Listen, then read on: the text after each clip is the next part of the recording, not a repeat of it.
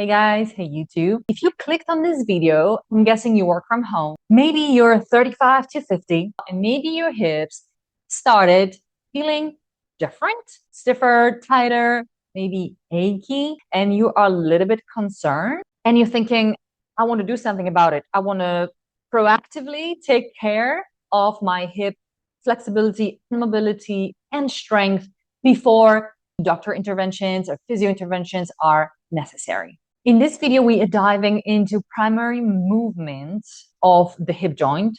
And the primary movement is hip rotation. And I'll show you what hip external rotation really is, how we can train it. Let's dive in.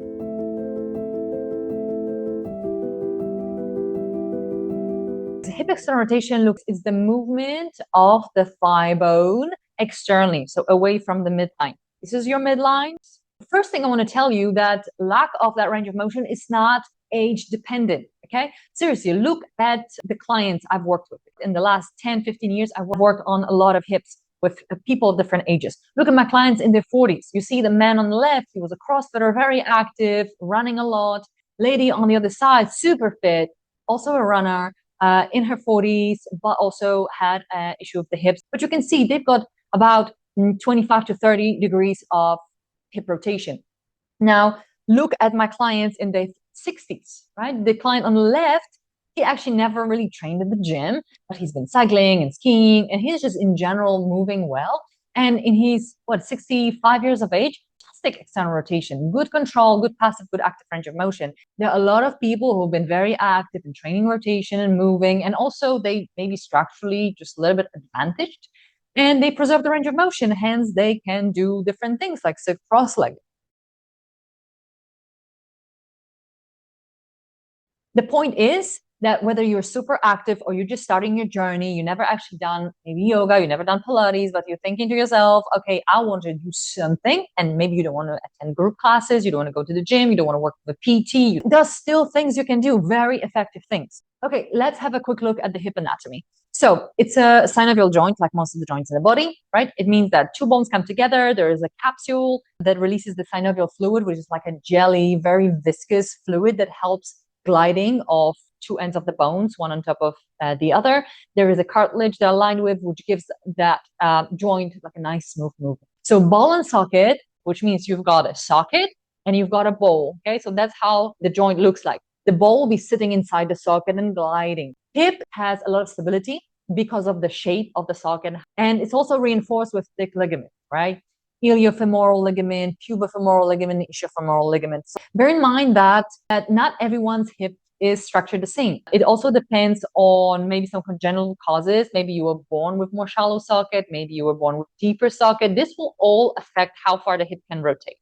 Another point is whether the hip, the femur sits and point a little more forwards or a little more backwards. Okay, so that will also affect how far you can rotate the hip. For some people, osteoarthritis, which is simply the degeneration of the cartilage in the joint, if that osteoarthritis develops a little bit sooner due to excessive usage or loading of the hip in the past, there may be obviously some changes in the range of motion.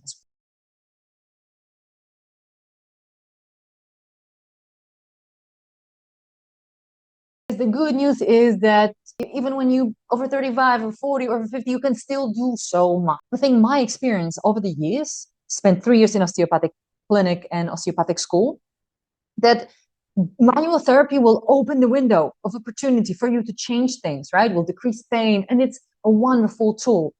But if you don't do work by yourself, things will not change. Hopefully this video will empower you to take control and do something by yourself at home.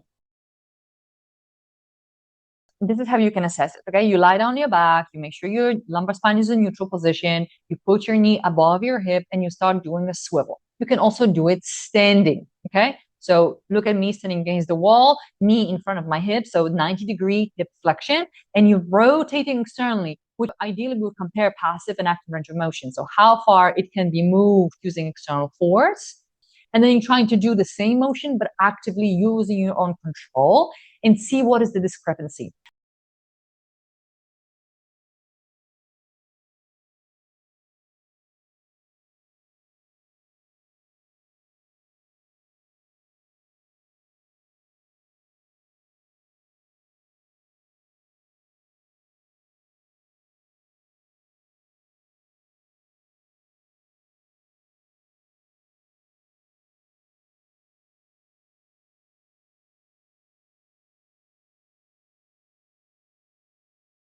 Ideally, we would like to push both and have a little bit more flexibility and also mobility that follows. So that discrepancy between passive and active is not like, it's not enormous.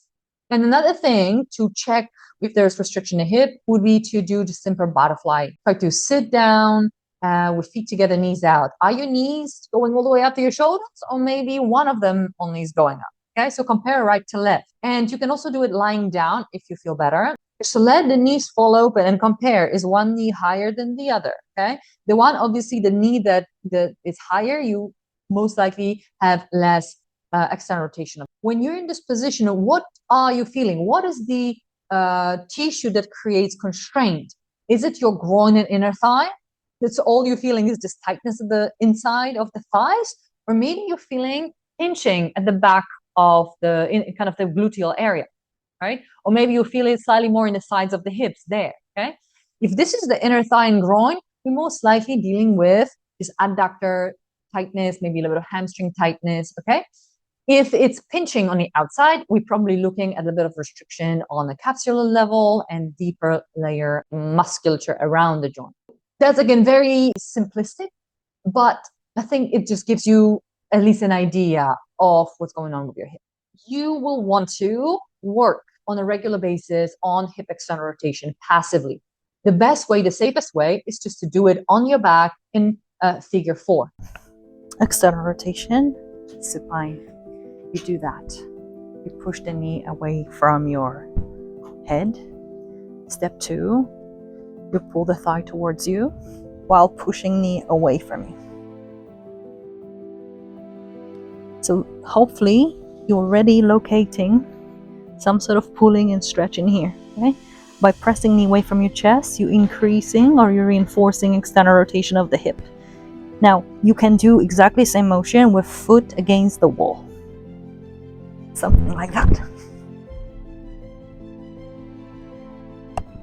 You can equally do it seated, sitting and leaning forwards. That will be also reinforcing external rotation of the hip. Other variations, calf face pose. Maybe that's all you can do. Use cushions, yeah? Sit on a cushion. Support one knee with a cushion. And maybe that's all you're doing, and you're leaning forward. Some people just end up in this simple position, right? Where the bottom leg or the lower leg and the hip of the lower leg will be exposed to external rotation because we're pressing on the thigh with the top leg. If you can also add the top leg, again, use a block, use a cushion, use a blanket. You can stack the knees that way and lean forwards. So you see that this is actually external rotation of the hip, both hips, in fact. So that's another way, fairly accessible, to do that. And you can do it by sitting against the wall, nice and tall. You can be leaning over the thigh. Another variation here would be to do it on your back. So get your thighs and knees stacked together and then use levers of your shins and gently pull towards you. So here you can, by pulling the shin towards your shoulder, towards your ribs, you'll be able to increase that stretch in the posterior capsule, in the back of the hip, in the side of the hip, that way. So those are fairly accessible positions, okay?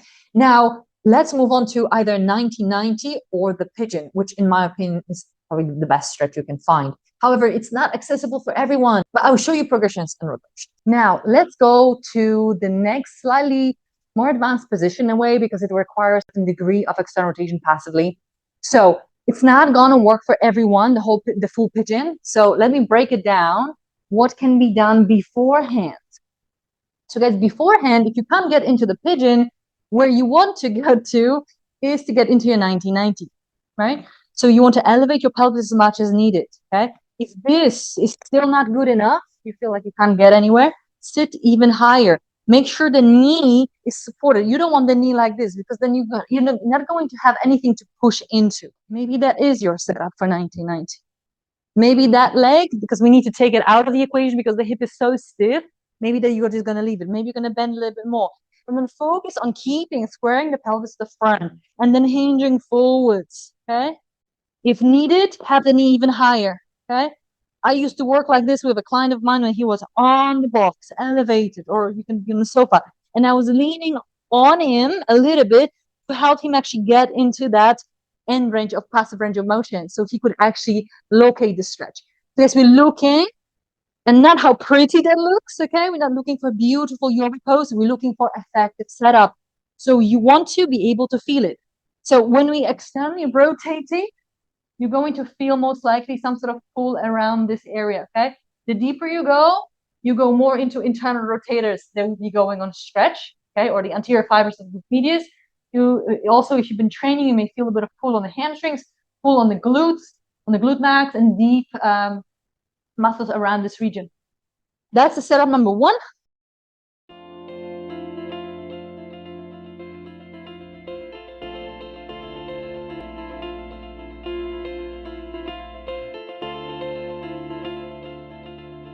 If you can progress to kind of fuller pigeon, great. Lots of people do pigeons that way or that way. Notice if you do that, your hip is actually not rotating, okay? If you're like this, your hip is not rotated. The whole idea is that you sending the foot quite far. So that thigh bone rotates externally, okay? That's the main thing that I see people not doing. But at the end of the day, it's not about beautiful alignment here, but about sensation. So you would want to externally rotate, pull your toes towards you for safety, right? You want to lock your ankle, elevate the knee, elevate the pelvis. Like for me, like this would be my starting position. You see, I would need probably 2-3 pillows here or blocks and then hinge forwards. You see that this is completely different motion than this. And hopefully I don't need to convince you any more than that, but you probably will feel that whether this is external rotation, whether you feel the stretch or not, okay? So remember, we're looking at these areas. So I'm going to lean forwards, have my left toes pulled up to the kneecap so the ankle is locked. I'm protecting the ligaments of my ankle. And then from here, I'm leaning forward. Maybe you're already feeling the stretch. If you can go further with the back leg, fantastic. Go ahead. Okay. And once you're here, guys, couple of minutes. I tend to do 5 minutes or 3 to 5 minute pigeons, okay? Especially when I'm training a lot. I'm doing unilateral work with a lot of lunges and squats. I will want to feel like I'm taking care of, I'm maintaining this mobility. The muscles are not complaining. It's all nicely stretched and feeling good and healthy. You're already here and you feel fairly comfortable. Deepen the stretch. So you go further into the hinge. I like to drop my elbow down. So I'm stretching my left hip, but I'm dropping my right elbow down. I'm going to gently press with my hand onto the thigh, encouraging more external rotation. And I'm going to turn away from the knee. So that gives me even more sensation of stretch here. Okay. If you can go deeper, I like to even drop my shoulder. And now I feel like I'm actually at my kind of close to my end range. All right. So those are levels. Okay. If this feels good and you can go quite low, I'm going to show you another progression. It's not going to be for everyone, but double pigeon is also quite effective. And double pigeon means we're simply trying to do the position of the front leg on both sides stiff. So I suggest you start by sitting on a block. So I'm going to have one leg in the pigeon. I'm going to show you here with a pillow. You see, so that's my external rotation, passive external rotation. Just be mindful that it can be quite hard on the knees. So going higher may be better, or maybe this position is completely not for you if it's uncomfortable, okay? If you're feeling that portion of the knee. Now, next, because I already have certain level of flexibility and mobility, I'm going to go here. And bear in mind, I haven't stretched today, okay? I've been training yesterday, so I'm pretty sore from training. And you see that this is where I am, right? Like cold, right? I haven't prepared.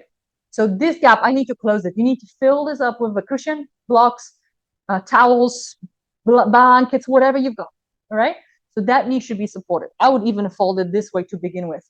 And now where I have knee over ankle and then ankle over the knee, I'll pull my toes up to protect my ankles so they stuck.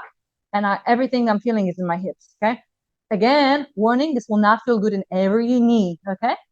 And now I'm hinging. I'm hinging. And I'm not rounding my back here. I'm trying to do a hinge, tilting from the hips.